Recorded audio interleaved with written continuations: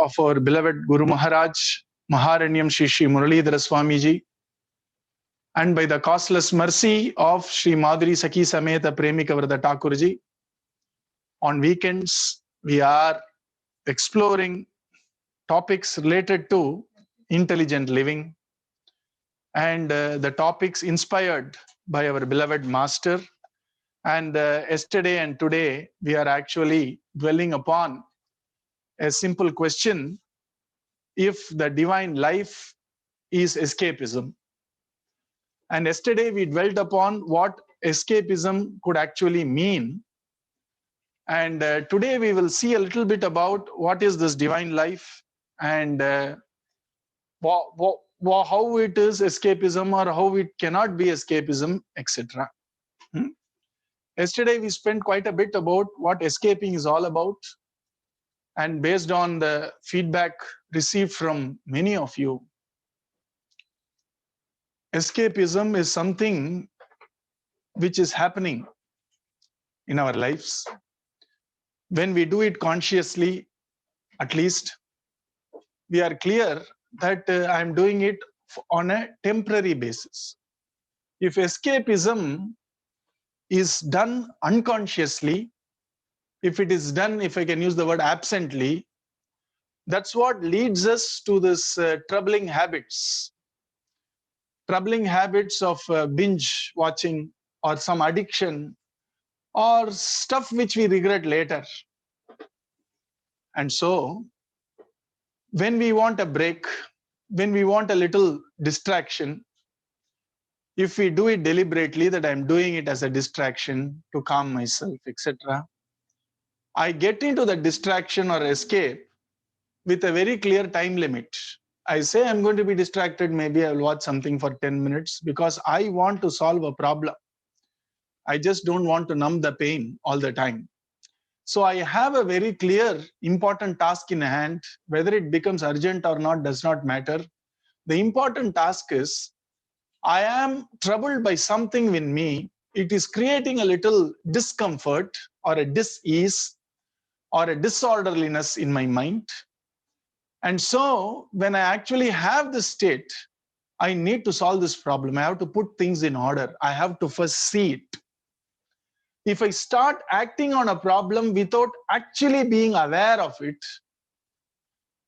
if you want a small metaphor for it, I need to first be aware of the problem and understand that my distraction or escape is only first a containment measure. We understand containment, right? We contain it, we put a band-aid, we give it a jugaad to solve the problem temporarily, or not to solve, to numb the problem temporarily, so that I can at least have a little more vigor to approach the problem better.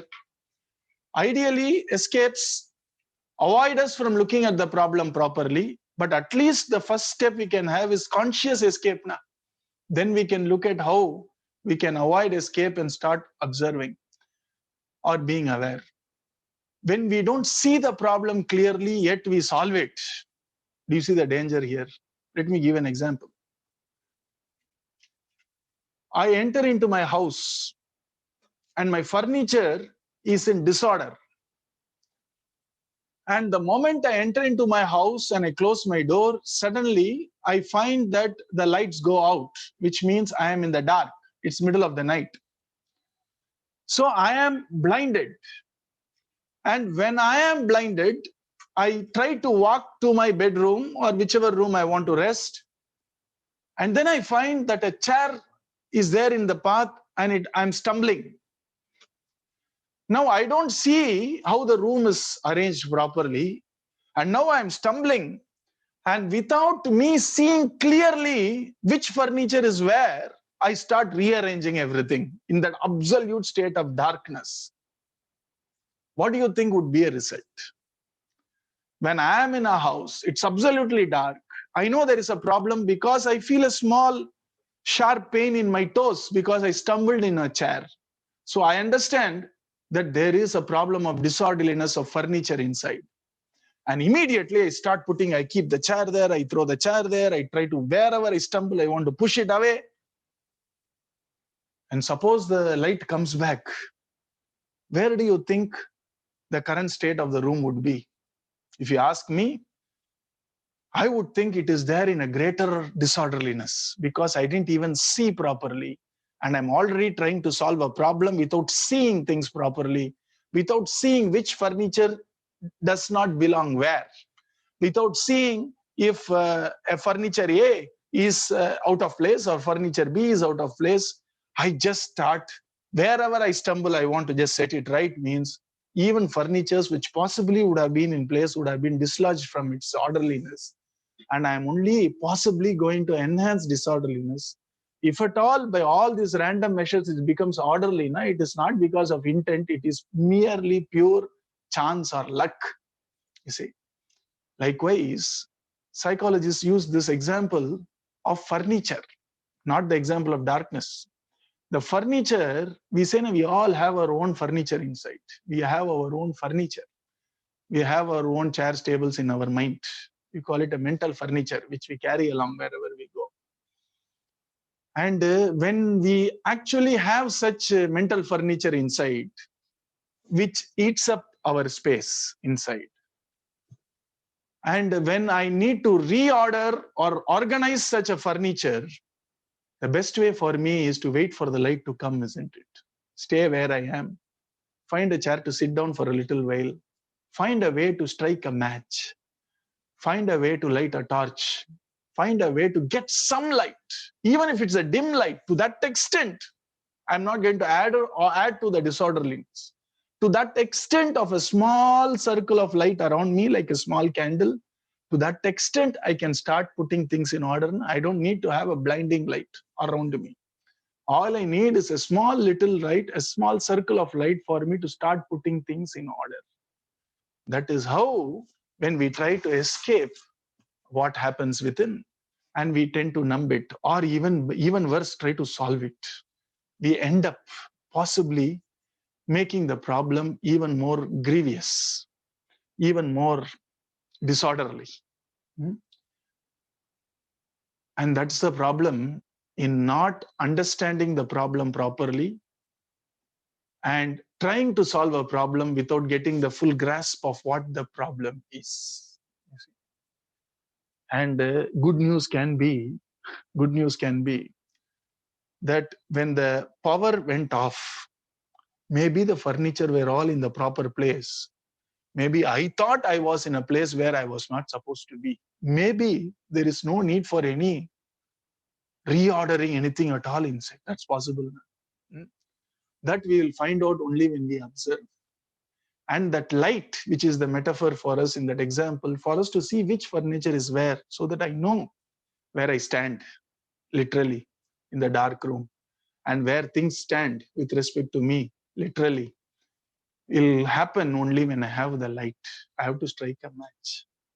And even a moment of observation calmly, a moment of observation is striking a small match. To that extent, at least I am not making the disorderliness grow. At least I am not making the problem more intense, you see. And that's how important it is for us to understand that observation without escaping is very critical for us to understand how we put things in order. And we all discussed yesterday that this little dis-ease is a wonderful mechanism which is clearly showing us, observe, have a look, be aware. There is something which needs to be put in order. At times, lack of awareness itself could be a problem. Maybe we need not make any changes in our behaviors, etc. But if I just become aware, maybe it will solve a lot of problems. That is the beauty of understanding this important aspect of just take a break and observe. And we'll quickly see two things today. What is divine life? As per Sanatana Dharma, I can't speak for other faiths. So I can speak for Sanatana Dharma to a small extent because of being at the feet of a great master for about 3 decades. Little. Sanatana Dharma is an ocean. Bhagavad Gita is an ocean. Bhagavatam is an ocean. Upanishad, each Upanishad is an ocean. So everything in Sanatana Dharma is an ocean. And Sanatana Dharma is the ocean of all oceans. You see, so obviously, we can't say I have seen the other side of Sanatana Dharma. We can't see. We can't see the power. We can't see the boundary of Sanatana Dharma. It is intense.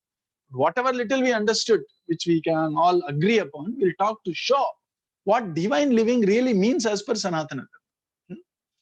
And that definition of divine living, whether it is escapism or not, or we'll see the corollary also, that what we say as divine living is escapism, what it really means and how it is not really divine living. Maybe. And we'll see that today. And we'll see some obstructions to calm observation.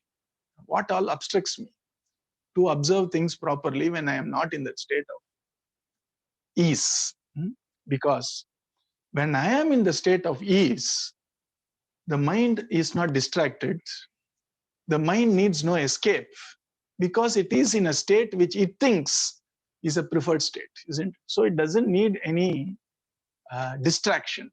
So generally that mind is already in that state of observation. It is in the state of awareness. You see, it is in the state of calm. It is in that state of absolute attention.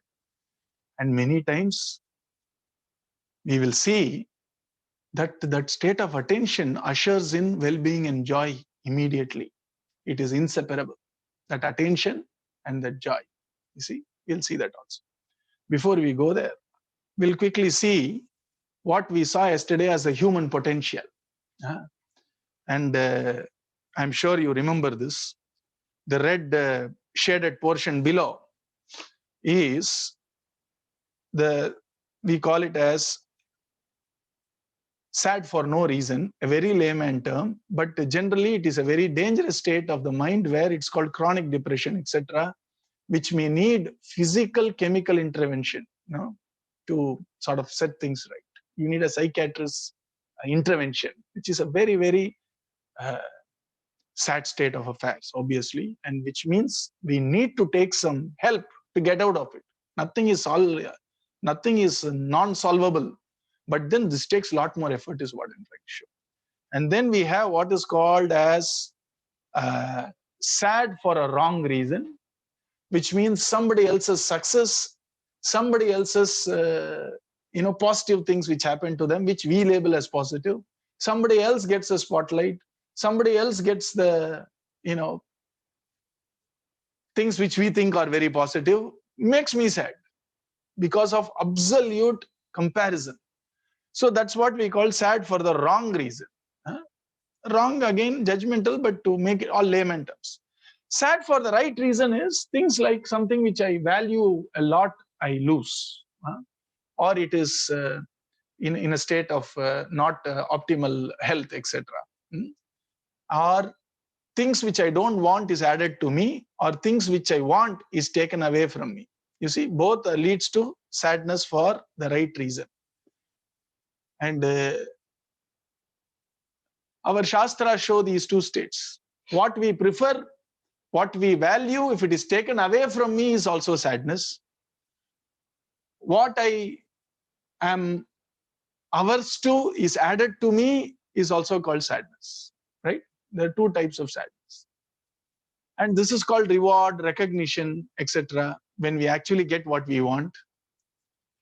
When we actually value these things like, say, money or possessions, etc., which we generally value in the normal course of life, if that is taken away from me, it is leading us to sadness. What I like, what I cherish, what I value, I am deprived of by whatever agency, makes me sad.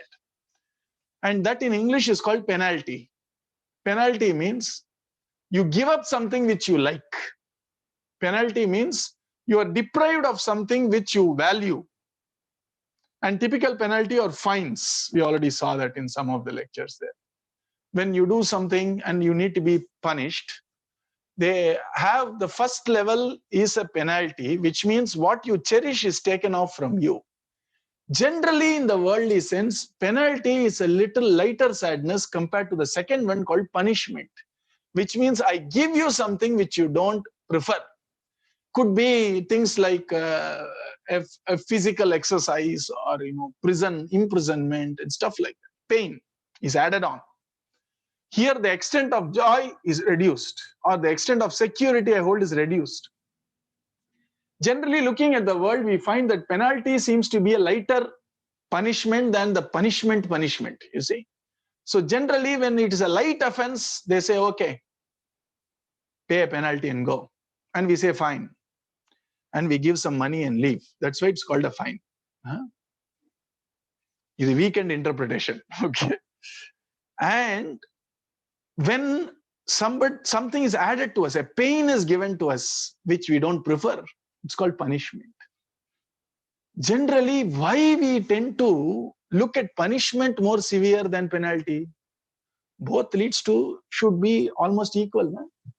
Researchers, especially economists and economic psychologists, so psychoeconomics or whatever, they actually say that we are more risk averse than gain adventurous, you see. Generally, when you have to make a decision, and the decision involves an opportunity to add on something versus a risk of actually getting a little pain. In game theory, they do it. Na? Generally, people found out that we are more risk averse than opportunity adventurous type of a person. And so, when a pain is being added to us, we seem to be looking at it a little more severely than when we lose a little bit of that which we think is valuable, lose a little bit of it, we are okay with it. So we are little aligned towards penalty is a lighter punishment and punishment is a heavy punishment. Punishment in the sense, the definition of punishment being we getting something which we don't want. You get this, right? Punishment. So that is sad for the right reason somewhere here, right? And then we go to the happiness part of the pyramid. Happy for the wrong reason. Happiness is happiness, yet when it's for a wrong reason, it creates a little problem because it has a stronger shadow of sadness waiting for it. Happiness for a wrong reason is when we are happy at somebody else's plight, or at somebody else's penalty, or somebody else's punishment. Within happy for a wrong reason, a little benign among these two malign stuff is when there is somebody else penalized, you are happy, na, at least paravala, you see. But when somebody else is punished and you are happy, when somebody else is added pain and you are happy, then that becomes happy for a very wrong reason, you see. And then comes what is called as happy for the right reason, which means two things again. Everything is ulta here. Some pain has been reduced from you, right? Or something which we value has been added to us. Need has two things na, arti, artharthi, rendu irukku illaya. Artharthi means a person who is suffering wants the misery to get rid of the misery. The person just wants to go back to the position of ease again. Artharthi. For example, I got a lot of loans from not the right people. There are sharks chasing me around. You see, loan sharks. And somehow, if I get rid of the loans, I'm happy. So nothing new is going to be added to me right now. I'm getting rid of a liability instead of adding to an asset. Don't look at it financially, psychologically. Apo loan, asset, liability, and don't ask me. I'm not a chartered accountant, thankfully. So here, it is like, when you want to just get rid of a pain, arti. Artharthi is a person who wants to add something. The asset is, he seeks an addition to an asset. Arti is a person who wants to get rid of a liability, which is pain or whatever. So happy for the right reason can be both ways. Arti, artharthi. And then you go to the apex, which is the possibility we have. When I say happy for no reason, as I said yesterday, it sounds a little yellow. It sounds a little funny. So that's why they say it is, let us say, well-being. You see, state of well-being. State of well-being, a state of attention, a state of a calm mind. That itself is happiness. But we will get there when we get there. So when sad for no reason is possible, it obviously shows me that this is also possible, right? Because the whole world exists in the tension of opposites. So here, this whole area which we marked out here, this is where most of us live most of our lives, moving between these two, and hopefully not going down there much unless there have been a trauma, whatever, because of. And every now and then we also slip into this, where suddenly I'm happy, I don't know why, and I try to find a reason why, and I'm not able to put my finger on. You can't explain, and you think this is not how I am, you see. But then we get that. And for that, we need to understand from divine texts how this is possible. Because logic won't tell you this. Because logic cannot explain this. I'll tell you why. And let me step into a little bit of divinity now. Because we are going to talk about divine life and escapism. And little bit of divinity here. There is a Shastra called Yoga Shastra. In that, many yogis have found out. Yogis are people who have sort of completely controlled their mind. And they also have a lot of mystical powers of reading somebody else's mind. They can watch your mind. They can monitor your mind. Oh, it's possible intuitively. It seems they found out when somebody is in that state of this real happiness here, and they monitor the mind, no activity, flatliner, you see. There was a great Mahan, Kavya Kanta Ganapati Muni in Peravar. It's called Kavya Kanta. He was blessed by many deities, including Dundi Ganapati and Uma Devi. He was blessed by them. And he was a great yogi. He was a very adept. He was an expert. He was growing steadily in spirituality. And he could actually read people's mind. He can actually see what is happening in your mind. He had that capability to read somebody's mind by his yogic power. When he actually went and had darshan of Ramana Maharshi for the first time, he suddenly found that there is a person who has absolutely no activity at all, what we call as mind, ego, etc. It was like infinite space inside. And he was so surprised about it. And then he asked, tell me, I don't understand what penance is. After living a life of maybe 5 decades of penance, he's asking somebody, maybe half his age, I don't know the time when he met him. I don't understand what penance is. And only a person of that caliber can answer now. And he answered. The reason why I took it is, when we say that state of happiness, when yogis sort of do a scan, they find that in that state of happiness for a few seconds, mind is absolutely quiet and attentive. And so they just reverse the whole thing to say that observing, attentive, silent mind is the state of happiness, you see. And if you carefully go back to those episodes of happiness which we might have experienced by whatever, punyamo, papam, bhagyam, whatever, we would have found out what was I thinking when I was in that state of happiness. Very difficult to actually answer that. Many people said, I was happy because I passed an exam, or because there was a new addition to my family, a child came to our family, etc. All that you can say. That was a trigger before that state of happiness. If we have to observe, if we have to define, if we have to relive, if we have to say describe that state of happiness. I tried it, not with 1 or 2 people, not with just one class of people, with about at least 2,500 people, all working people. That's the only uniformity when we did happiness workshops. And I made the question very sudden so that they give a proper answer. And when you think you can conjure up some answers, you see. And I asked them, everybody drew a blank. They started writing, I felt very grateful. I felt light. I felt a huge burden was not there. I felt like a breeze. And it was all poetic. Nothing. All these people are all engineers, MBAs.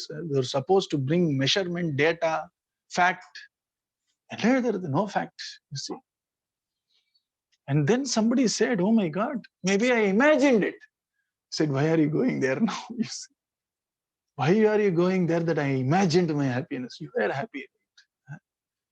And now they were surprised because they are not able to tell the thought which they had when they were happy, in that state of happiness, not before, not after, not that which triggered, not the consequence, all that. Because that's the beauty of our divine works. Boldly asserts that state of happiness. Yato vacho nivartante aprapya manasa saha. That happiness happened when the mind was completely silent.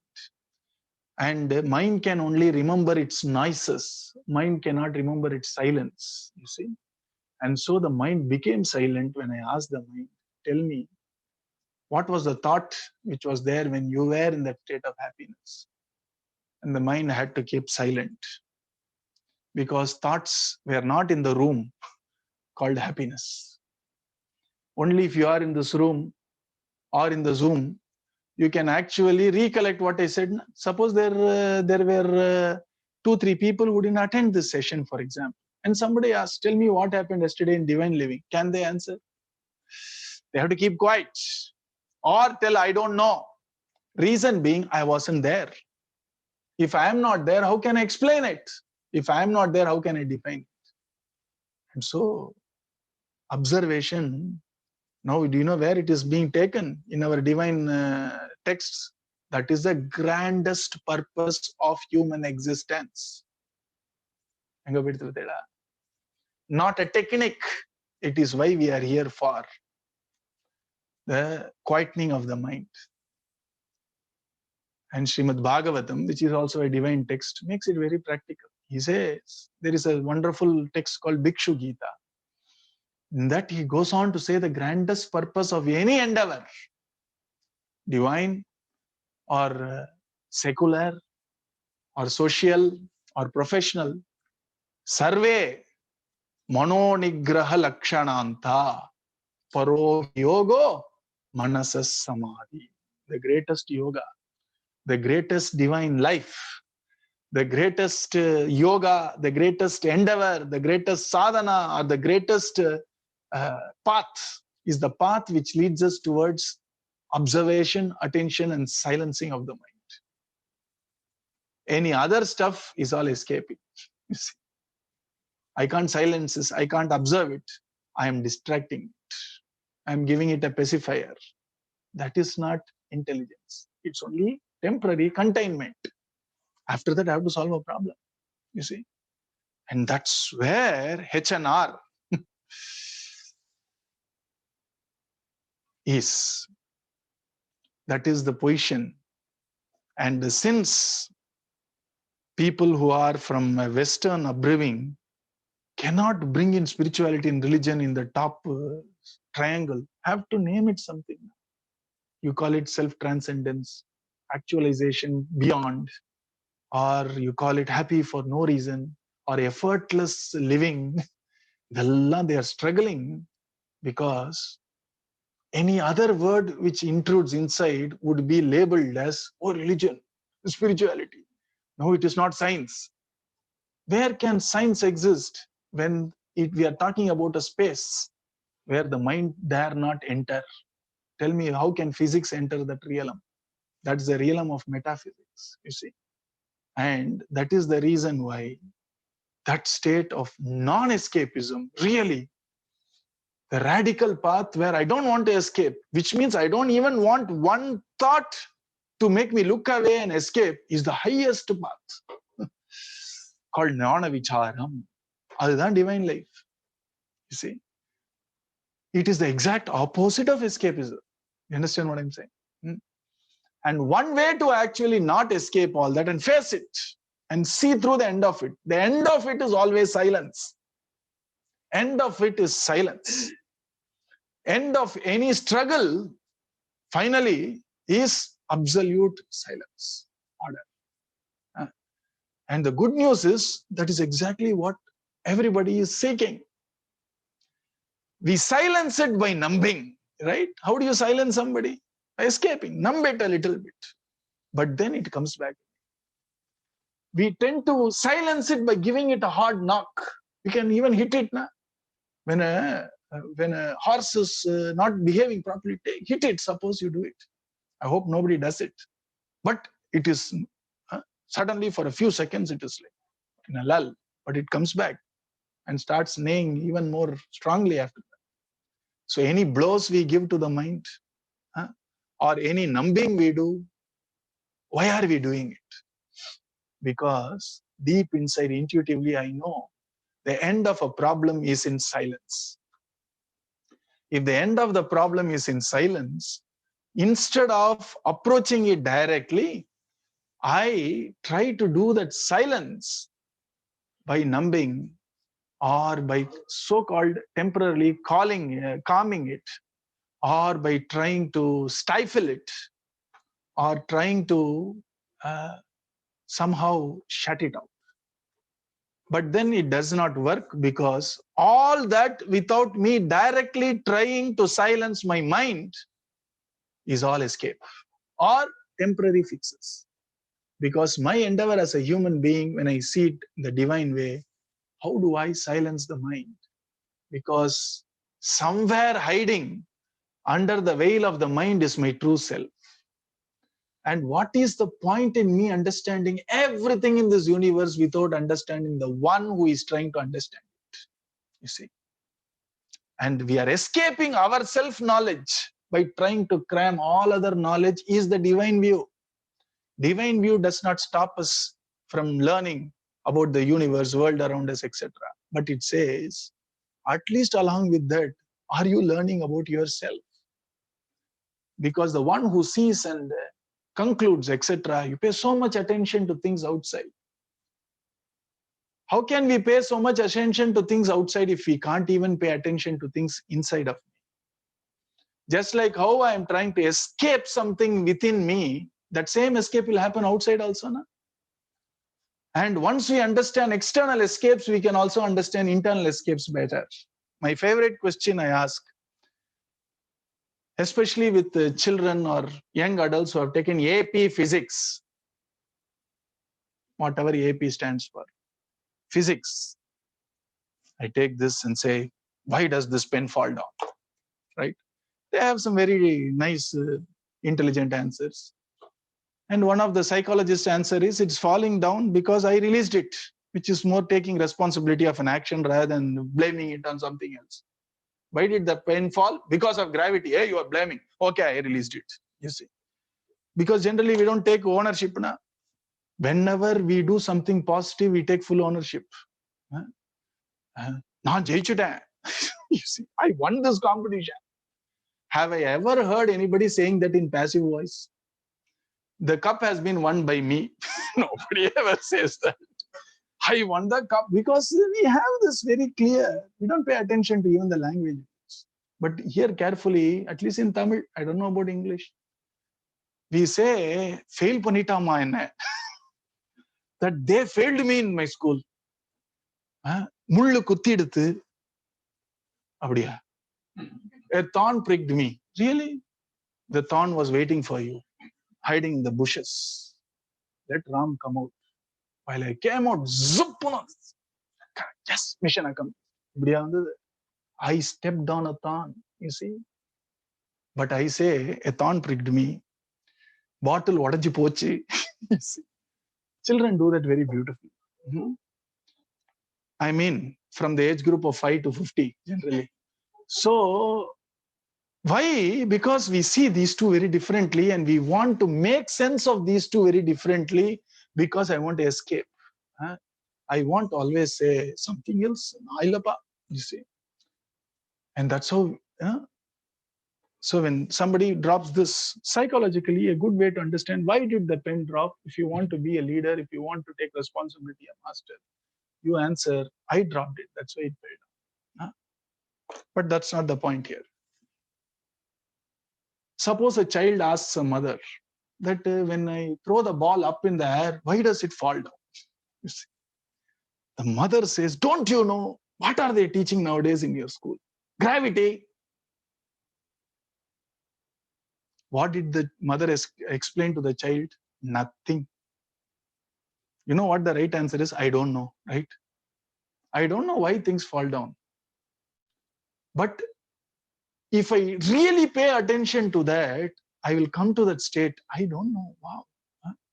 But how do I escape paying attention to something like that? Easiest way to escape, you know what it is? Name it.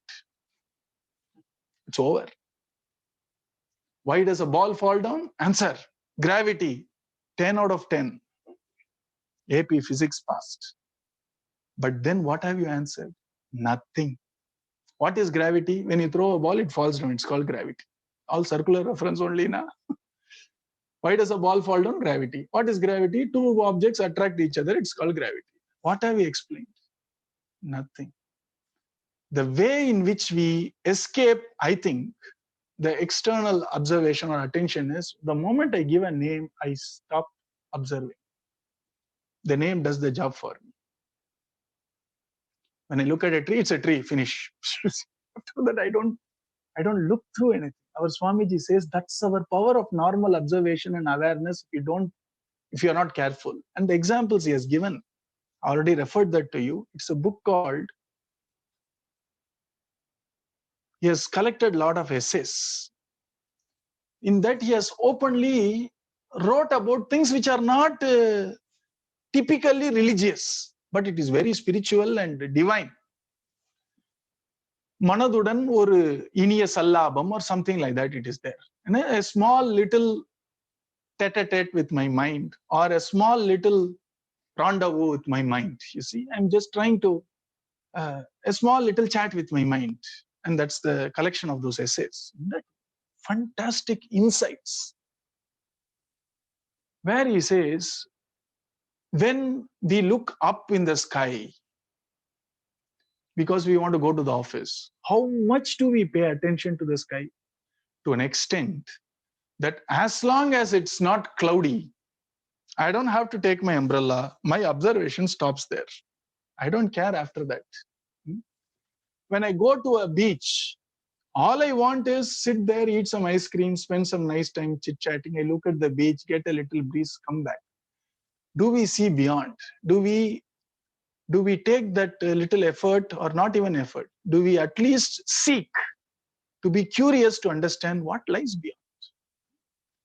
As a question, not as a Siri question, but as a question to ponder about. How big is this sea? The whole sea is filled with salt water. And who would ever believe it? If an alien comes and says that you have 2/3 of your earth covered with pure salt water, what will you think about it? And suppose one alien comes and tells, I have a sea in my planet which is filled with sugar water. What's your problem? If salt water comes there, sugar water can't be there. Ikshu Samudram irukka mudiyadha. If Ksharabdi can be there, Ikshu Samudram can also be there. We don't ponder all this. You see. Why? Possibly because I'm not used to, or possibly because it doesn't give me utility. Utility then. What use, sir? Puch. Maybe right. I don't disagree. Last thing we want is Swamiji sollirkar in an informal chat. Nariya பேர் உட்கார்ந்து அப்படியே கடலையே பார்த்துந்தானா அப்படின்னாரு அவர். ஏதோ பார்க்குற வரைக்கும் பார்த்துட்டு ஒரு 5 நிமிஷம் பார்த்து பாண்டர் பண்ணிட்டு திரும்பி வர வேண்டியது. You see, we don't have to endlessly ponder about stars, etc. அதுக்கெல்லாம் we have professionals to do that through telescope, give us data and all that. Let them do that. But the point is this: have we ever seen, when we can't explain something, the escape mechanism for us when we can't explain is name it. You name it, finish.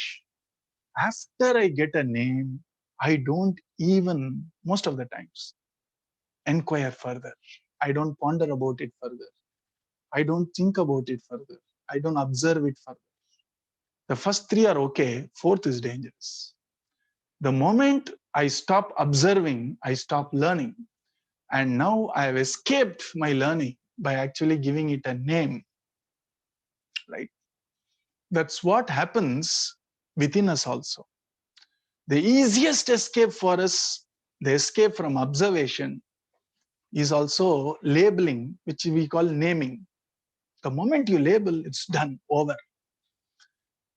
And I have already showed this example to you. The moment we label, then it changes the color of everything, our past. You see, our recollection becomes tainted, right? Let me repeat that example for you. And we sort of discuss, we'll do communication separately later because some questions came up. But this is related to how I process my own self-talk inside so that I can observe it better. The example I give is a textbook example, beautiful example. Somebody shouted at me, and the word shouted means raised their voice level at me. And I thought that they were angry with me. And then I thought, it's not right that they are angry with me. I'm now judging. And the fact goes a little more deeper into fiction when I start thinking that's very ungrateful of that person to be angry with me. Now, where did all this start? A simple observation that somebody raised their voice. And slowly, I thought that they are angry with me becomes they are angry with me. Now, the fact and the opinion is now a little twined, tangled a bit. And then comes, if I'm not careful and I don't observe my own stuff, it's not right. And why is it not right? Because I am the one who invited him to the house, to the meeting, whatever. And now that person is shouting at me, ungrateful fellow. Now I have named that whole transaction as lack of gratitude. Finish. Now when I recollect it tomorrow, do you think I'll recollect with these 4 steps like this? I will do the exact opposite because name escapes me from seeing things as it is. It is already tainted it, colored it. So now I'm going to say that ungrateful fellow who did the wrong thing of being angry with me should be avoided at any cost. You see now where it has become, fact is gone, observation is gone. And what I have outside is pure evaluation. What I have outside is the naming. And I have already attached a label. Now, whenever I see that scene or that person or a similar scenery, the first label which will come in is not an observation. It will immediately say, here is another ungrateful person. You see.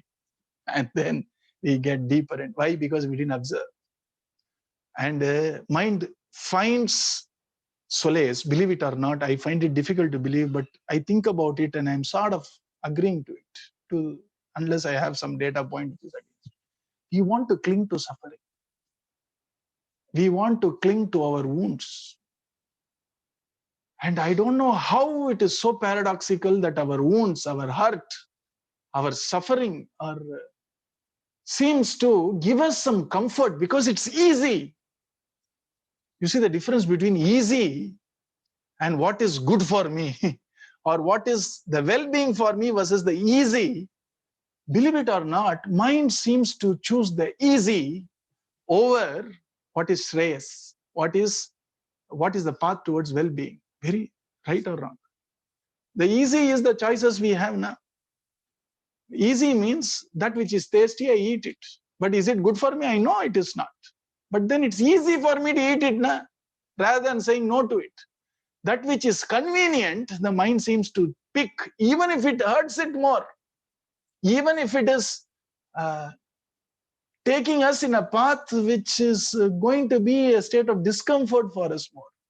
And this is what generally people who have seen the other side of the mind, they seem to think that we seem to nurse our hurts very carefully and keep it alive and not let it go. It's there, it seems. Why? It's difficult to understand, but it's maybe true now. Please think about it. When we are hurt about something, we want to nurse it. We want to carefully preserve it. Why? Because it's easy. And it sort of, I don't know, maybe gives us a sense of purpose, I don't know. Or it gives us a sense of meaning, I don't know. Or maybe it gives us a sense of engagement some way, I don't know. Or maybe it is the best form of escape, the most hideous form of escape, because I don't want to see myself now. I have always somebody to be blamed as a persecutor. Remember this? and I want to maintain my victimhood. And so I need an escape. Now you see what we discussed last time, and when we don't observe where we can actually go. Okay.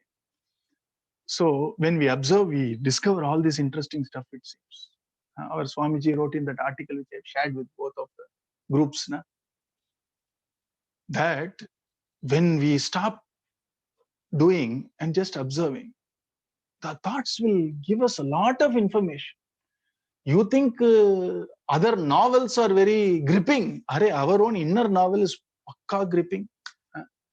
More than MTV, ITV, very interesting, 24/7, free of cost, constant streaming. Whether there is power outside or not, நம்ம உட்கார்ந்து பார்த்துட்டே இருக்கலாம். ITV. And that is why observation is very important. And the first escape from observation would be the moment I start pointing out to something extraneous to me and doing blaming, right? I'm trying to blame it. When I'm blaming, I'm escaping away from watching my sensations of feeling and need properly. And I blame. And the more greater blame is self-blame. I'm like that, what to do? No, that's again escape. Nobody likes to be blamed, right? You please see this paradox with me. I know it's a little intricate, but please see it with me, because other things are superficial. We'll take care of that later, but we are trying to go deeper. And deeper we go, obviously it will not be comfortable, but we need to go there. So nobody likes to be blamed, saying that whole thing got to dust because of you. Do you want to be in that you position? But self-blame happens so casually within us. We blame ourselves. What does self-blame and what is the difference between responsibility and self-blame? I taking responsibility and me blaming myself. What is the difference? Can we think about it? Is it worthwhile to explore that? Shirking responsibility versus avoiding blame. Is it the same or different?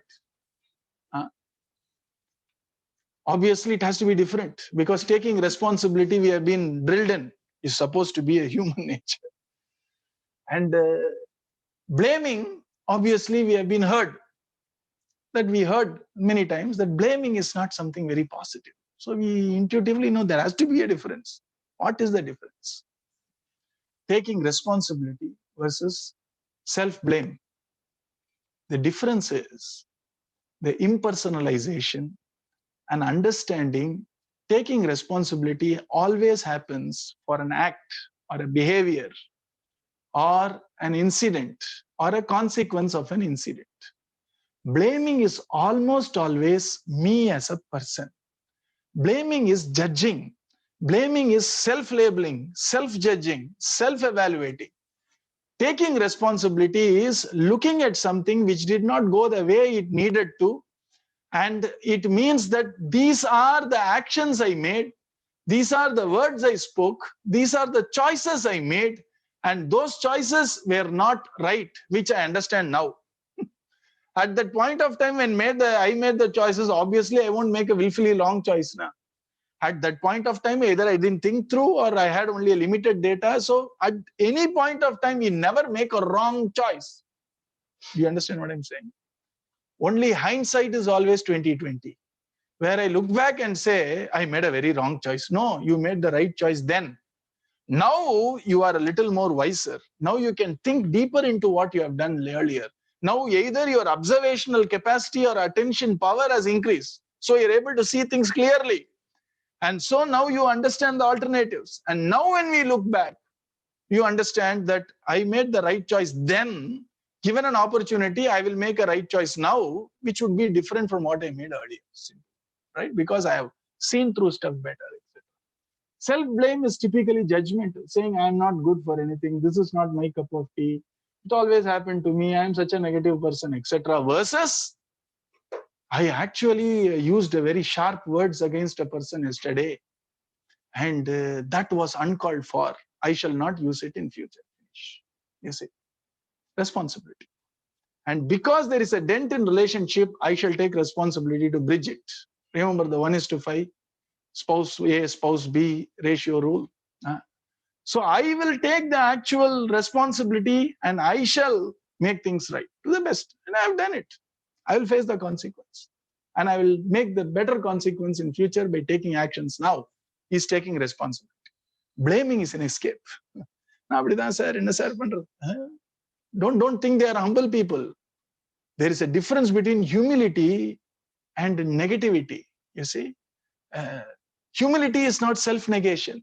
You see, humility is openness. Humility is openly being vulnerable, showing our vulnerability to people when requirement is there, intelligently. So here generally the tamas and satvikam externally looks very close to each other. Our Swamiji wrote a wonderful article. If at all you get a chance to read old Madhura Murli, Mine House of Information. So much lovely articles. In 1996, if I'm right, Swamiji wrote an article called Let us clearly understand the difference between divinity and sloth. You see, people who are very divine, Shantamarpa. People who are very sloth, Shantamarpa. See, both are quiet. But this person has not even started the journey of life. That person has seen almost the final purpose of life. You see what I'm saying? Even a jnani, summa irupade sukam. He is in that state of awareness all the time. But a somberi, or the one who is, very slothful, also does nothing. Sam. Many times there are people who can sit still, do nothing at all for 8 hours. We think they are meditating. No. We don't know. So externally, we can't judge stuff. What happens inside is the whole story, actually. Likewise, the self-blaming person and the sadhu, humility of a sadhu is different. And the negativity of self-blame is absolute bottom, you see. That's not sadhutvam at all. That's not even helping that person per se. Don't get mixed up between these two. Likewise, when we blame, it is another escape for us, not observing what is actually happening inside. When I name, that is another escape for me. See through the names. See through the name of, oh, that person is really a troublemaker. See through that. And don't be swayed by it. Understand the behaviors. Same thing with naming. I am feeling very negative today. Don't name it. Go deeper and experience it. See it actually. What is happening to me? And be aware of what that feeling is. And I have verified with many types of traditions, West, East, and Midwest, with respect to India. And all these traditions have clearly pointed out the best way to completely finish off a feeling then and there is to show your awareness. Don't shirk it. Don't immediately name it. Don't immediately say, I should not be sad. Nothing wrong. At times we pay to become sad.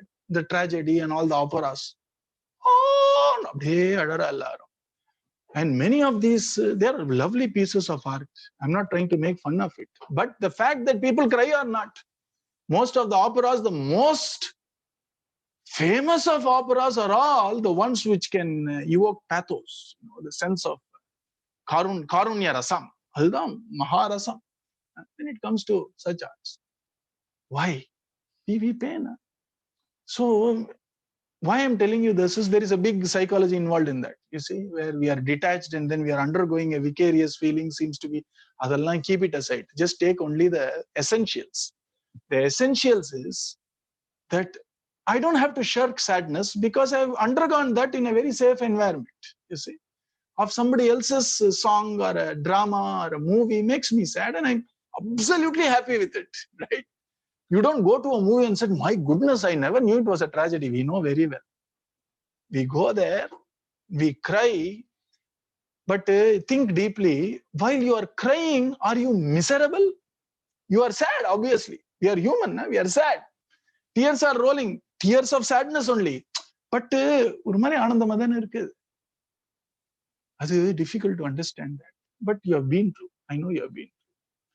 And the same thing with fear, insecurity, everything. The example. Adu vandu E-TV, outside TV, external TV.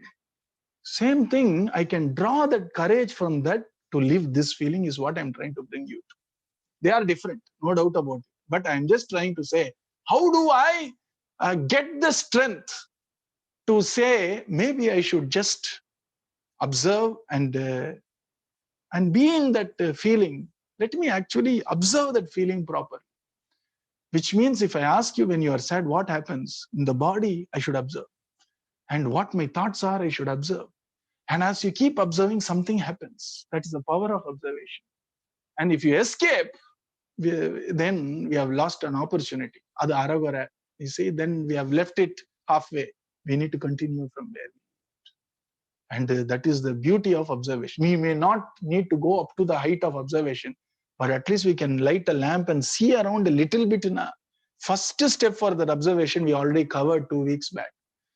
Let us sense the feelings and sense the need. It's a lovely direction shown by these psychologists in the West who have taken principles of Bhagavad Gita and made it very beautiful. Why I say Bhagavad Gita is not because I love Bhagavad Gita, not for that reason alone. Because that person himself said, I'm moved by the teachings of Mahatma Gandhiji's works, and Mahatma Gandhiji clearly is moved by Bhagavad Gita, no other Shastra. So obviously, the source is Bhagavad Gita, you see. And the first way to observe makes a lot of sense, because first I need to stop escape. You get what I'm saying?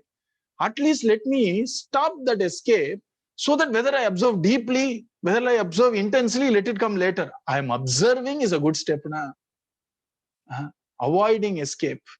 And observation is first let me at least look at what I am undergoing. Let me understand my feeling. Understand in the sense, let me sense it. The perfect word. Understand now, then analysis comes. Trying to put it in a pigeonhole of feelings comes. Allah, let it come later. Let me first sense. I'm feeling sad. Let me feel sad. What is this sadness? Let me see now. Let me see myself sad. Instead of E-TV, I'm doing I-TV now. I'm seeing myself sad. What am I thinking when I'm sad? Where is this thought taking me? You see, the moment it goes to blaming, I gently nudge it back, saying that I want to observe your need and your feelings. We'll talk about others later. First, let me first sense the needs and feelings right now. Bring it back and get that energy back. Though energy is frittered away when we take our attention off what is happening within me, and the easiest way to take it off is blaming. Adu seriyilla, idu seriyilla, or naming. Justifying, etc. And even if I spend a little energy in doing that, you see, which is simply first steps. Let's not jump steps. Simply sensing my feelings and need right now takes us a long way. And slowly we can go even deeper observation. And we can start seeing how the thoughts are moving around, all the sponsoring thoughts, etc. First we have to enter in a map is there, but we have to go into the territory to see the actual flora and fauna, to understand the intricacies. The map can't explain everything. Experience will explain. The territory will explain. So here we are only charting a map. We have to go through this territory. I'll give you an offer. From Monday, let us get back to the 7:15 meditation sessions or mindfulness sessions. Swamiji has given us a lovely article. Let us follow that article. He's our master now. He has showed us to do something. Let us try that. First 15 minutes, let us do what Swamiji has mentioned in the last paragraph. Let's do it. He has taken a pearl from this vast expanse of divinity and given us something. At least we should take it in our hand, feel it, and feel happy about it. Make it a part of our necklace. So we'll do that tomorrow, 7:50. Then we will get the territory. You see, instead of just talking about the map, what if I go left? What if first go na? Ponga. And then once you go, then there are signs everywhere that intelligence is within us. The map is only to make us start the journey. Then as we go in the journey, the territory will guide us. A wonderful compass is there. So we'll do that from tomorrow. 7:15 we'll start. And so first is, let me reduce the escape, numbing, and the easy way out is blaming, and let me pull it back. Let me sense what I'm feeling and what I'm needing. That will take us a long way. And now let us quickly look at, there is something called escape. And as we keep relying on escape more and more, you add a ism to it. You see, it will become our default state. That's escapism. Escape, then we talked, I have to add ism. The ism is because that will be my default state. And once it becomes my default state, it takes tremendous. I have to start from the bottom of that 4 steps, where I'm unconscious incompetence. So I'm now not even aware that I'm escaping. But now I've got a lot of notes from you personally and also in groups, that now I realize, oh my God, I do a lot of unintentional escape. That's because of the ism. And we can at least be aware I'm escaping. It's a big step. Then slowly move away from all these externals and just start giving respect to my own feelings and needs, and start sensing. That is a good way to start observing. After that, you can go deeper and deeper. But let's go there when we get the title.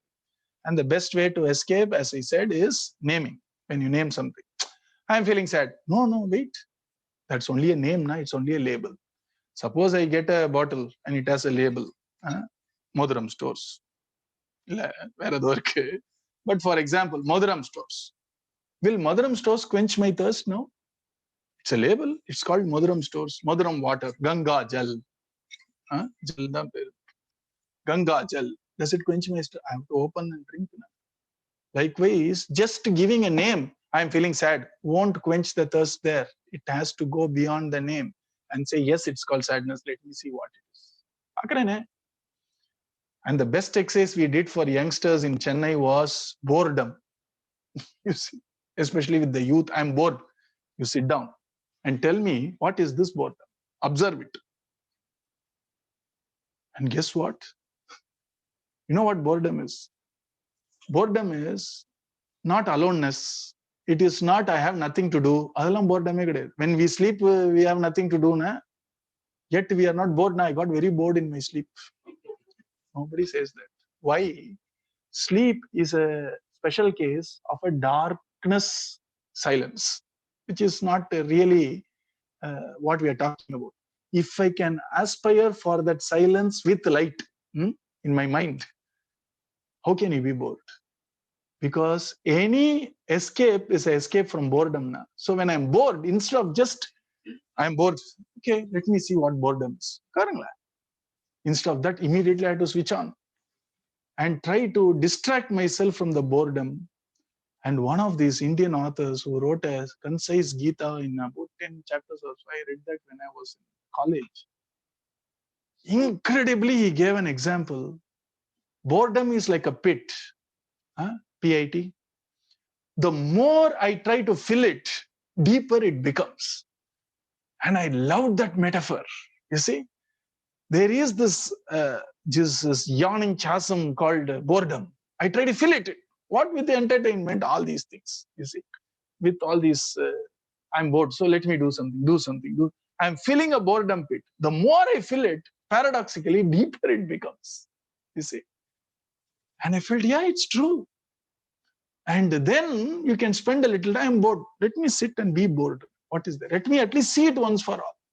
And when you start observing your boredom, that's when you will find the restlessness of them. The best time to test our observation is when you're bored, you see. So you sit down and some thoughts will get, let me do that. Just watch it. Don't say no, don't say yes. And slowly the mind will start skimpering. See? And then slowly the mind will settle down. The moment you are very clear, I am not getting up. You see, I want to watch you. When you pay that attention, mind slowly comes down. You're won over a small episode in boredom.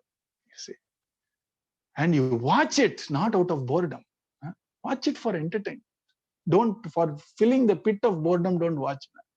Create a small little hill of entertainment. Don't use it as an escape for boredom. Entertain as a part of my life. Recreational need I am fulfilling, not to fill the pit of boredom, you see. And then it becomes very different. So observation makes a big difference, right? And we'll start doing it from tomorrow.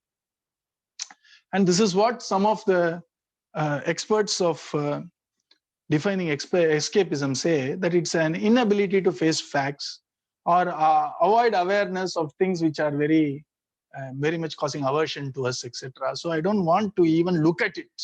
Like we say, I don't want my health to be monitored. Why? What if it shows up something? That's a very classic case of escapism, right? And now let's hesitantly go inside divine life. If you say divine life, the real divine life as per Sanatana Dharma, you know what it does? It does not say, the world is anitya, get out from the world. It never says that. He says, first examine the world. Pariksha lokan karma chitan. You come to your own conclusion. But don't escape.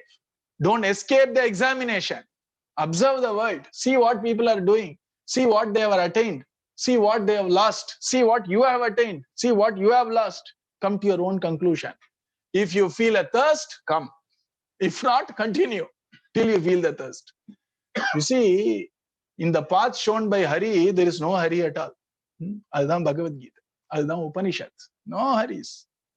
Why should we force people to come? There is no forcing at all. Because this is for people who have seen through this distractions, diversions, escapes, and now they want a real answer. For them, come inside. You see.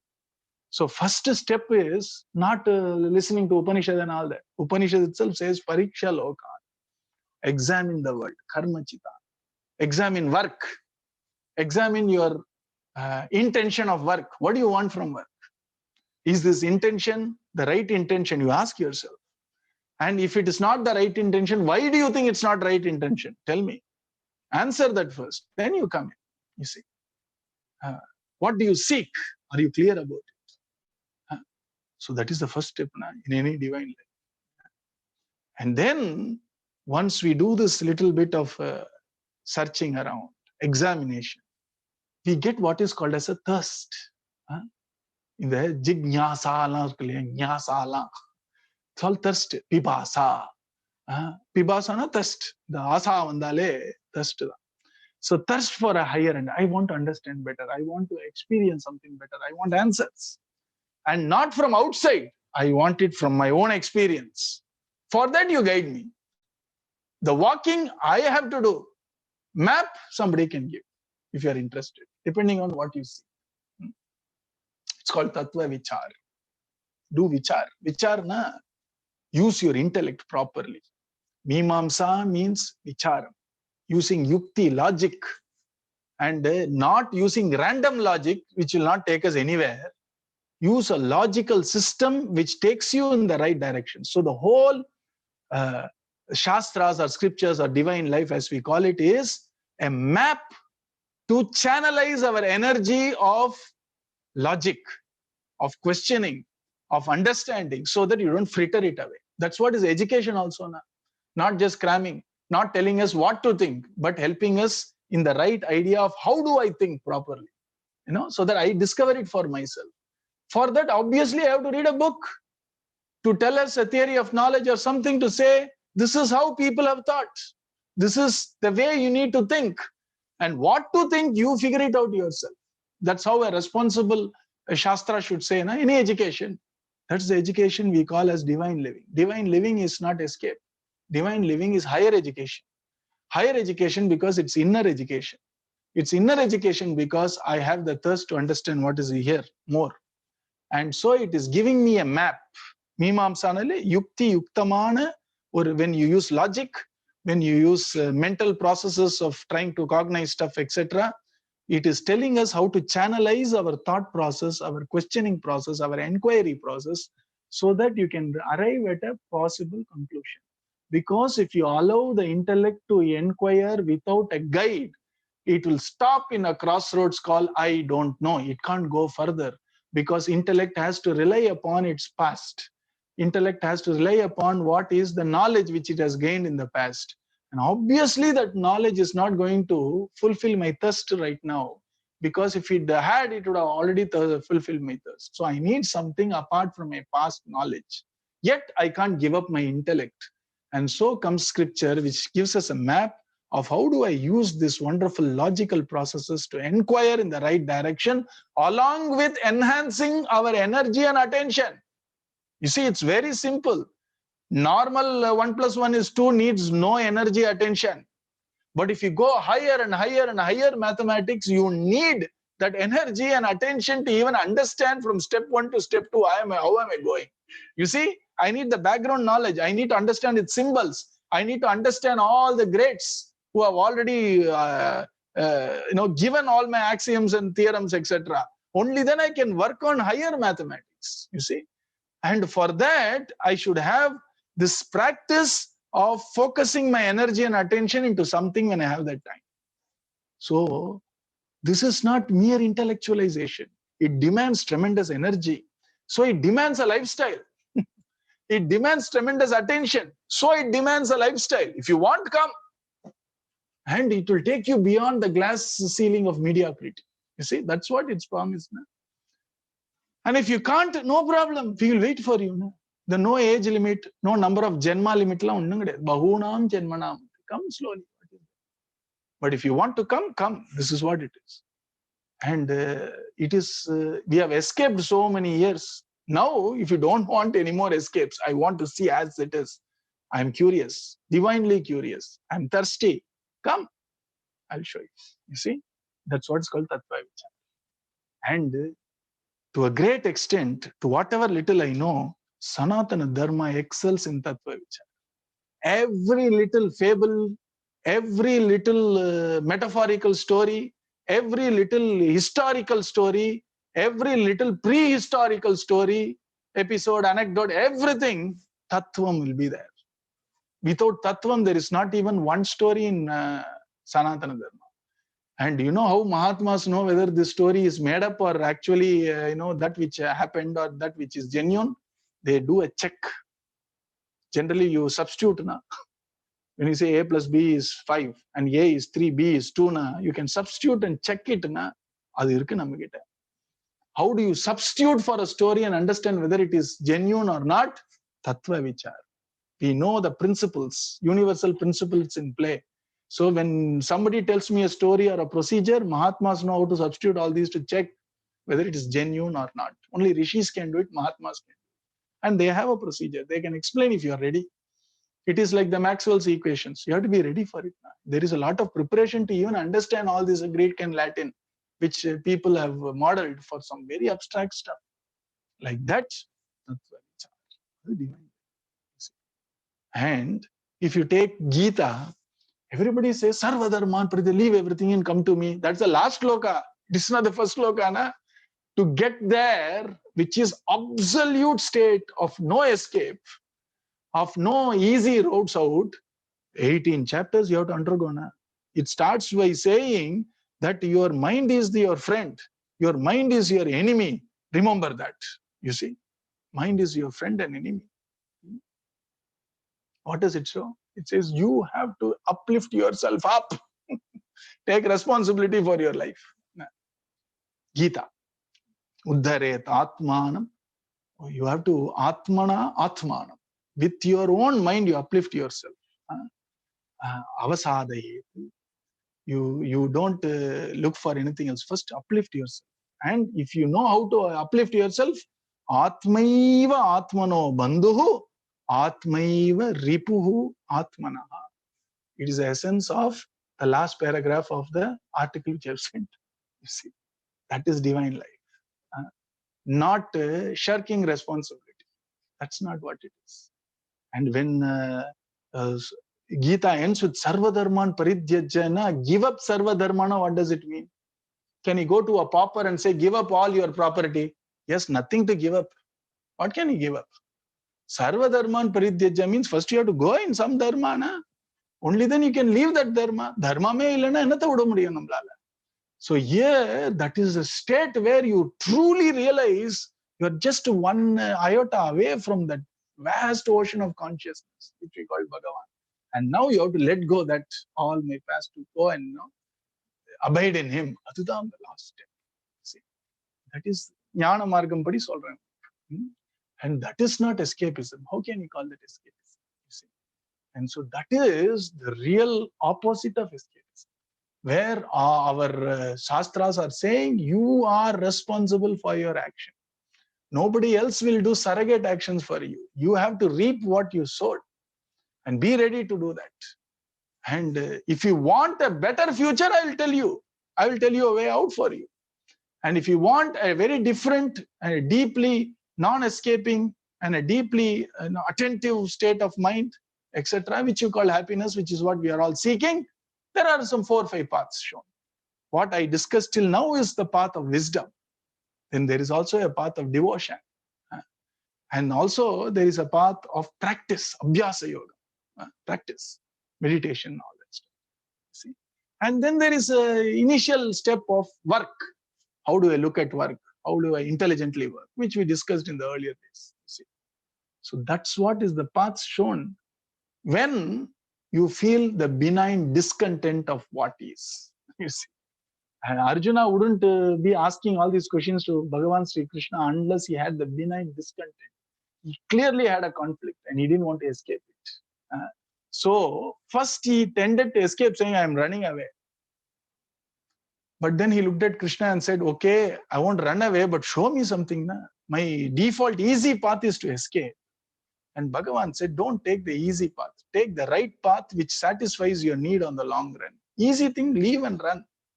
Flight. Bhagavan said, right now your dharma is a little different. Don't run. If you have decided that now, long time pannirukkom. Now when everything is ready, you can't just run now. It is a sign of weakness and escapism. Don't do that. So the whole Gita starts by, the first chapter is a chapter of escapism. Vishada yogam na enna.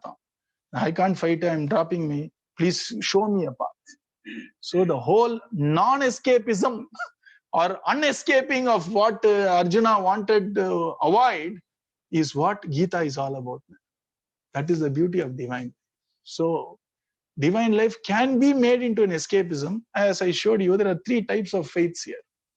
And I like this way of looking at faith. One is conscious faith, where you actually understand, you observe and you understand that I need some help right now. Right now I need intervention. I want to build a house and I need somebody to help me to build a house. So I go to a mason and say, this is the house I want. Can you help me build it? So with the mason, I create a house. I have faith in that person who understands all these trusses and all that stuff, the forces and all.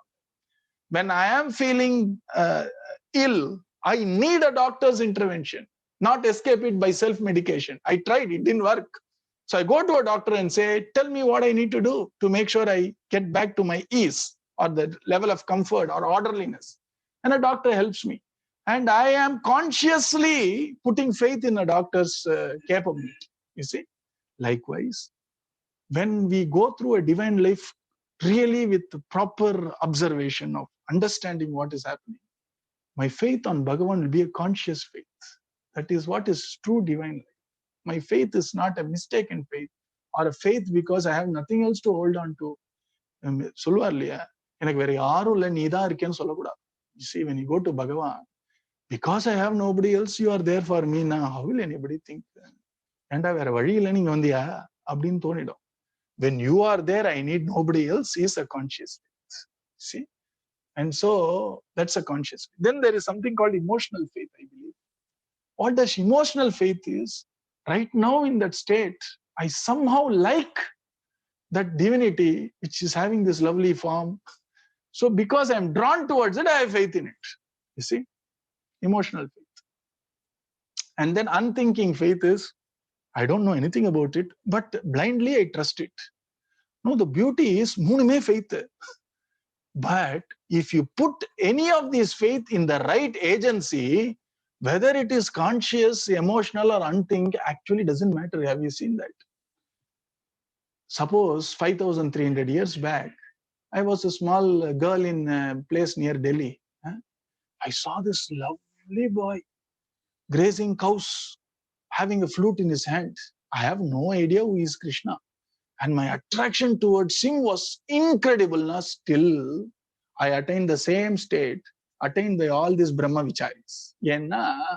Fortunately, my unthinking faith or the unthinking attraction has somehow been directed towards the right agency, you see.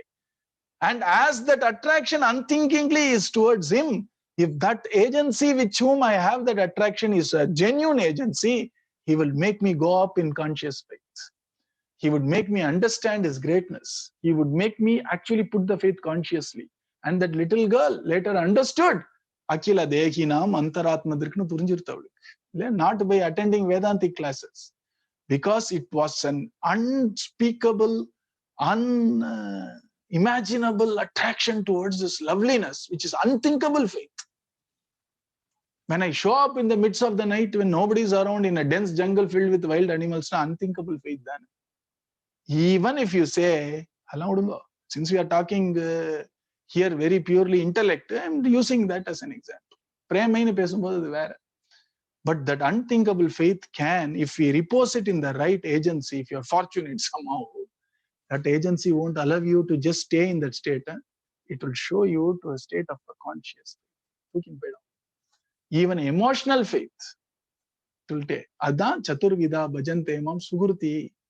Whether they do this bhajan, they put the faith because they are in trouble. They need emotional support. Krishna.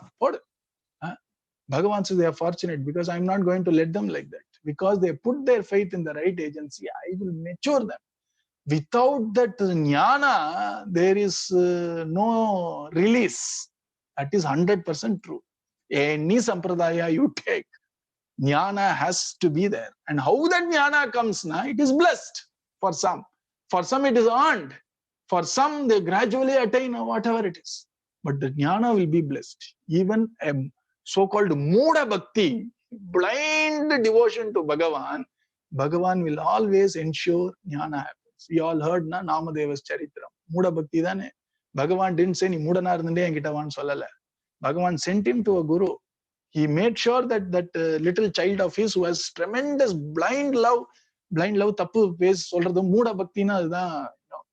Even that prema which was completely, it didn't even have a space for a question. Andamari or prema. Bhagavan ensured jnanatha kuduthu, jnanatha bless panni, he brought it. Why? Because that jnana comes when there is love like that. See? So divine life is like that. And can I use divine life for escape? No, of course, you can use anything for escape. But what I am trying to posit here is, this is a better escape than others, because other escapes pull you down. There is a good chance that this escape will mature you. This escape can take us up and making us feel more responsible, because this escape of, I am just tired of this world, let me listen to Katha, and the Katha summa udadamla. You see, it will make you force. I'm sick of this world. Which Katha should I listen to? And Bhagavatam says, there are 3 sources of misery. Tapatraya, correct, sir. Everybody problems are for me. Come in. Come in. So slowly a person comes in. Tapatraya vinashaya. 3 types of miseries are there. Adi Devikam, Adi Bhautikam, Adhyatmikam. Yeah, you are right. Adi Bhautikam, yes sir. Nature, very bad sir. Adi Bhautikam, all the neighbors, my own family members. Nobody understands me. Wow. Adhyatmikam, are you a cause of evil? No, not. I am okay, sir. All the people around me, the problem. Perfect all nyokarva. Kadavasatu. And then Bhagavatam progresses. Finally, the door won't open until Bhagavatam tells you, your mind is the problem. You see, nobody else. Take responsibility. Manam is the karanam. It is the karanam for your bondage. You can also make it the cause for your liberation. And the grandest path for anybody in this world is, how do you silence the mind? And by that time, what started as an escape, possibly as an intention, is now metamorphosized into understanding, into taking. I have seen. Even villagers, I shouldn't be using the term villagers, but I am using in the term that they get lesser opportunity in the villages which we went to actually be exposed to the spiritual truths which Shastras say, their wisdom, just by This, let me say, they had a problem, they came for chanting, but when they chant, the wisdom they get and the maturing which happens over years makes it no longer an escape, which may be thought or imagined by them as an escape, actually is not an escape for them. It is actually the first door of release opened for them. And that is the beauty of this. He's saying, நீங்க தெரிஞ்சோ தெரியாமலையோ பிரேமையை வச்சுட்டேள், கரெக்டான ஆள்கிட்ட வச்சுட்டேளே, பகவான் கிட்ட வச்சதுனால எங்கேயோ போயிட்டு ஞானியும் பெருசா போயிட்டு. அதுதான், when we even seek an escape, what starts as an escape need not be an escape as we go in the journey, if you persist in this journey. In fact, this escape shuts most of the other escapes out, and this escapes also opens the door, Namadwaar, of release. That's why when Swamiji asked, is divine living an escapism, is maybe it does for some people, and because they are bitter with other things. But then as they get into it, when they listen to the inspiring stories of Mahatmas, etc., this no longer remains an escape. It becomes a empowering coach, you see. அதுதானே நம்ம சொன்னோம், அந்த ட்ரையாங்கிளை மாத்துறதுக்கு, you remember the triangle? That which can actually change the whole. Let me make it bigger here. Yeah, we had this triangle of victim, there is a persecutor, and they need an escape. And then there was this triangle of a master and a challenger and a coach. You see, suppose this person who sees this mistakenly theriyama inga vandutaan, hoping he gets an escape or she gets an escape, hoping that people will fall pity on them, hoping that this person will continue saying that this is a persecutor, avan asama poga appdin solluvan nenichi neenga pona. What that coach did was completely transform this into this. You see, escape, because they went to the right coach, it was not feeding escapism at all. Slowly, the coach made that person into a non-escaping, facing the truth with faith and with strength person. இதுதான் சத்சங்கம்னே பேர். So, do people enter into a satsangam because of escape? Yes, they may. But if they enter into the right satsangam, adukku dhaan bhagyam. How can we define it, right or wrong? Adala by results only. There are many things. Adala satsangam nu per irundhalum, I am not sure. That sattana, the one who is realized, one who is in that state of, truth. If somebody out of their tremendous fortune, this is exactly word used by our Bhagavan Sri Krishna, out of yadrichaya, oru bhagya vasatnala, that person who feels a victim, who has imagined a persecutor, who wants an escape, somehow was browsing through all the YouTube escapes, and suddenly they found Swamiji's lecture. They see it. What happens? Life changes. Escape was their assumption. But when they go into a true divine life of a satsanga, that escape is converted into something bigger. I have a pramana. I can't tell you the names, but I will tell you a story which happened. And that will be an apt conclusion to our Is Divine Life an Escape. There was this person, the family, who were into some business. And the business was not doing well. Lot of loans, lot of pressures. And believe it or not, that family, the two people who were in the family, decided the grandest escape, the most brutal of all escapes. What is it? Suicide. That's what they decided. And at that point of time, there was this interesting morning program which used to come in some channel in Tamil Nadu. A private channel was airing half an hour lecture by a hitherto unknown person to common public. Bhagyavans always knew him. And these people, they used to see it, you see. And they thought, anyway, we are decided to, finish it off today. I'm not making it up. And both of them sat down, saw that episode. And guess what? That episode was on suicides. How somebody tries to escape this life, thinking it's unbearable, and take a drastic step which actually makes it even more unbearable. It is incredible, the actual trials and tribulations of a disembodied spirit which is done its drastic escape is unimaginable. And being in the body and even forbearing the grandest of all pain is very, very, very small compared to that pain, it seems. He told all that, Mahapapam, Papa Vasathanalda Bla Irkum. What is there? When you're ready for the drastic step, this should be a child's play enough for you to face it. When you're ready to leave it, that's the logic I generally use. When people say, I want to quit my job because too much stress, when you're ready to quit, can't you face this? You're ready for the drastic step there. And it was so obvious to me, but it was not obvious to some of the people whom I talked to, you see, where they say, I don't understand. I said, you're ready to quit lock, stock and barrel. You're ready to quit then.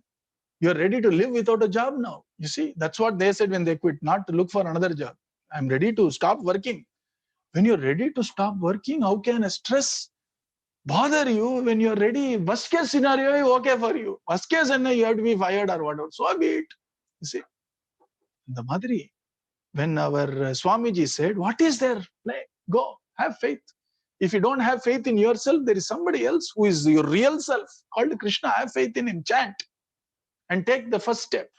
And with a positive attitude, go and face the world, is what he said. As if he was talking for them. As if. Their fortune changed. They grit their teeth and they persisted, and they are prosperous again. They found abundance again. Even as an escape. When you get into the right place, it makes you complete. It makes you full. And that's why when I say divine life, divine life by design is saying you have been escaping your reality for so long by trying to divert yourself with all these things. Now don't more escape. Find out who you really are.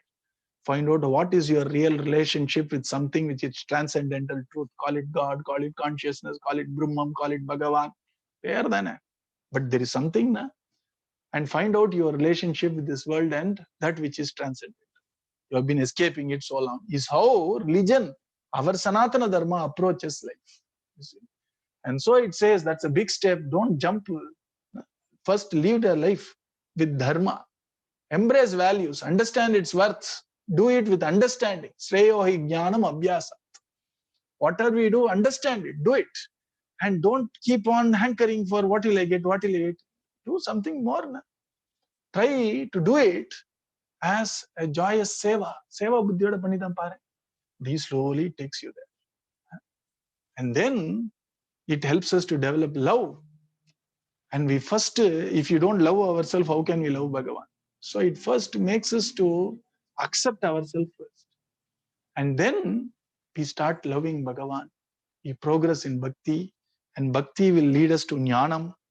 And jnanam, sakshatkaram, Bhagavan. That is the completion. That is what we have been searching. Adha anandam, which is what. So it shows us small steps, slow towards that. And it does not encourage any escapism. None of these, divine texts ever encourage escapism at all. Especially our path of divine living, which is Bhagavata Dharma, suited for Kali, says, why are you running away? Take care of your family. It is Krishna's family. Do your work as if it's Krishna's work. You see, don't run away. If you run away from this, you'll run away from that also. So don't do something because you don't like something else. எனக்கு வேலையே பிடிக்கல, பாகவதம் படிக்கிட்டு இருந்தா விளையாட்டா? பாகவத்தை பிடிச்சு படி, வேலை பிடிக்கலன்னு ஏன் படிக்கணும் Bhagwat? I don't like my work. நான் பேசாம I will sit at home and read Bhagavatam. Bhagavatam is not escape, na? Bhagavatam is essence. And so, even if you open it as an escape, it will show its essence to you. So, what I am trying to say is, our definition of divine life is Bhagavata Dharma, which we do. And that does not encourage escapism at all. In fact, it does not want us to even relinquish our duties. None of the Mahatmas relinquished it. Even in the state of this tremendous love, Tukaram Maharaj still tried to open a shop only. Now, and for running a shop, you should see differentiation. Paisa irka illaya? Is he paying the right money or not? He saw samatvam everywhere. Our shop lokanda. Samatvam does not work in marketplace. Na? You see, in marketplace, you have to see Bedam. In the state of the divine love, you see abedam. You don't see any difference at all. Yet he did not give up. Divine life does. Why are we telling those stories? To underline the fact that divine life is not escapism. Don't enter into divine life out of I don't like this, so I'm coming in. Understand it. Understand what it ensues. Understand what it really entails. Then enter. It will give you the maximum benefit. But even if you enter it as an escape, you can't escape. It will ensure that your escapism is cured and you start embracing responsibility. That is the beauty of divine life. So I think we sort of explored quite a bit. And if there are any questions, we'll quickly take it. I think I overshot my time also by about 20 minutes. From tomorrow, we'll do 7:15. A little bit of, we'll sit down and we'll explore. Half an hour we can spend with ourselves, for ourselves, to enhance ourselves. Sadguru Maharaj ki